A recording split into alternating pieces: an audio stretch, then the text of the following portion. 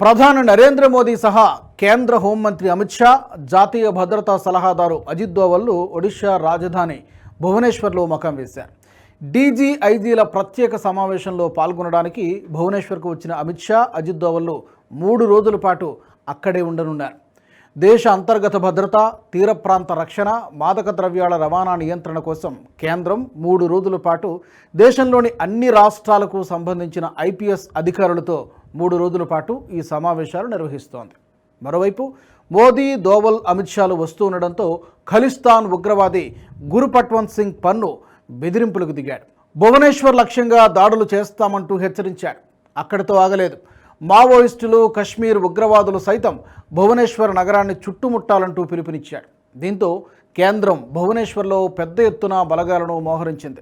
Night vision డ్రోన్లతో పాటు అత్యాధునిక రక్షణ పరికరాలను రప్పించి భద్రతా ఏర్పాట్లు చేసింది.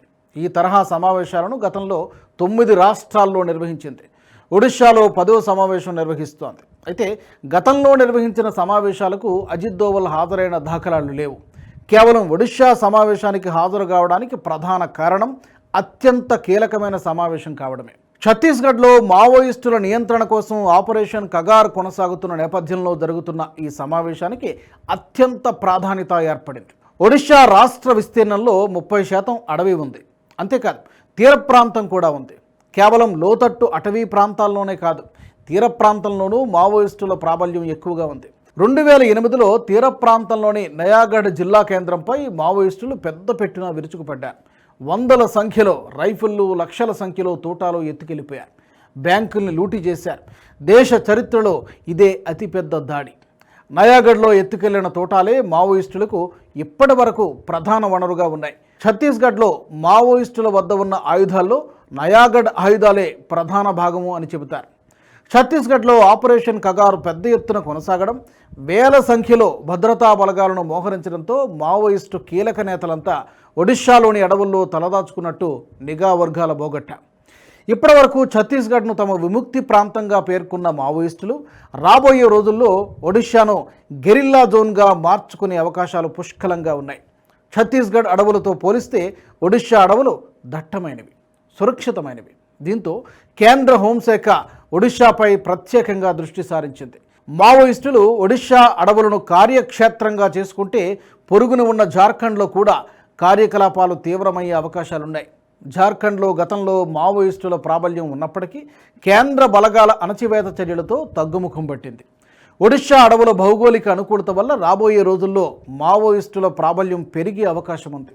ప్రస్తుతం కోరాపుట్, మల్కన్గిరి, గంజాం, గజపతి జిల్లాలు సహా నయాగఢ్ జిల్లాలో మావోయిస్టుల కార్యకలాపాలు కొనసాగుతున్నాయి.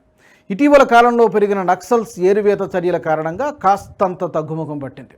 అయితే ఛత్తీస్గఢ్లో ఆపరేషన్ కగార్ తీవ్రమైన నేపథ్యంలో దిక్కుతోచని పరిస్థితిలో మావోయిస్టులు ఒడిషా అడవులను ఆశ్రయించక తప్పని స్థితి ఏర్పడింది. దీంతో కేంద్రం ఒడిషాపై ప్రత్యేకంగా దృష్టి సారిస్తోంది. కొన్ని సంవత్సరాల క్రితం పుతిన్ వ్యతిరేకులుగా ముద్రపడిన రష్యా రాజకీయ నేతలు, అధికారులు ఒడిషా రాష్ట్రంలోని రాయగఢ పట్టణంలో అనుమానాస్పద రీతిలో మృతి చెందారు. రష్యా ప్రభుత్వ గూఢచారులే వీరిని హతమార్చినట్టు అనుమానాలున్నాయి. ఉగ్రవాద కదలికలు, మావోయిస్టుల ప్రాబల్యం, మత్తు పదార్థాల రవాణా ఒడిషాలో చాలా ఎక్కువ. అంతేకాదు, దేశంలోని ఇతర రాష్ట్రాలకు, ప్రపంచంలోని డజనుకు పైగా దేశాలకు ఒడిషా నుంచే గంజాయి సరఫరా అవుతోంది. ఒడిషా అడవుల్లో లక్షల హెక్టార్లలో గంజాయి సాగవుతోంది. కేవలం రాష్ట్ర ప్రభుత్వం వల్ల మాత్రమే గంజాయి నియంత్రణ, నిర్మూలన సాధ్యం కాదని కేంద్రం ఏనాడో గుర్తించింది. ఒడిషా అడవుల నుంచి తీర ప్రాంతం మీదుగా ఇతర దేశాలకు గంజాయి రవాణా యథేచ్ఛగా కొనసాగుతోంది. వందల కోట్ల రూపాయల విలువైన గంజాయి సరఫరా అవుతోంది. ఇతర దేశాల నుంచి మాదక ద్రవ్యాలు ఒడిషా తీర ప్రాంతం నుంచే మన దేశానికి చేరుతున్నాయి. గత ఏడాది డిసెంబర్లో పారాదీప్ పోర్ట్లో 220 కోట్ల రూపాయల విలువైన మాదక ద్రవ్యాలు మెరైన్ పోలీసులకు పట్టుబడ్డాయి. ఇతర దేశాల నుంచి కొకైన్ మన దేశానికి పారాదీప్ పోర్టు నుంచి సరఫరా అవుతోంది. ఒడిషాలోని బాలాసోర్ జిల్లాలోని చాందీపూర్ డిఆర్డీఓ కేంద్రంలో పనిచేసే ఓ అధికారి రక్షణ సమాచారాన్ని ఐఎస్ఐకి చేరవేసినట్టు తేలింది.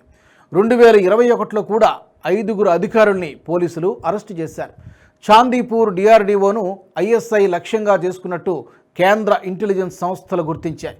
వీటన్నింటినీ దృష్టిలో ఉంచుకున్న కేంద్ర హోంశాఖ ఈ ఏడాది డీజీఐజీల సమావేశాన్ని ఒడిశాలో నిర్వహించాలని నిర్ణయం తీసుకుంది. గతంలో గౌహతి, కచ్, హైదరాబాద్, టెకాన్పూర్, కేవాడియా, పూణే, లక్నో, న్యూఢిల్లీ, జైపూర్లలో నిర్వహించింది. భువనేశ్వర్లో తొలిసారిగా నిర్వహిస్తోంది. ఖలిస్తాన్ ఉగ్రవాదుల హెచ్చరికల నేపథ్యంలో భద్రతా చర్యలు తీసుకోవడంతో పాటు పారాదీప్ పోర్టుపై నిఘా పెట్టింది.